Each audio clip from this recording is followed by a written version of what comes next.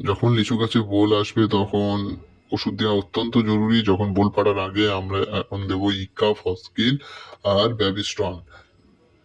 ইক্কা হচ্ছে acetamiprid 20% SP গ্রুপের ওষুধ। এটা হচ্ছে গাছের পোকামাকড় থেকে বাঁচাবে এবং মাকড়সা থেকে বাঁচাবে। বোলটাকে পোকামাকড় অনেক সময় কেটে নষ্ট করে। এই ওষুধটা ওগুলো থেকে গাছকে তার মানে প্রোটেকশন দেবে।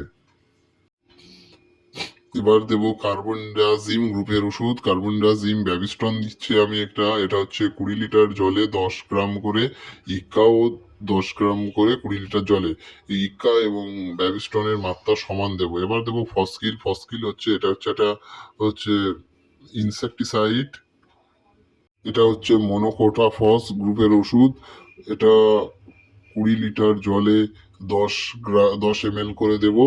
যদি চাও তো এর থেকেও কম দিতে পারো, সেটা হচ্ছে নিয়ম, কিন্তু খুব কম না দেওয়াই বেটার এবং সেটা গাছ অনুযায়ী দেওয়া ভালো। এবং গাছের ফুল ফাটার আগে, ফাটার পরে কোনো ওষুধ দেবে না।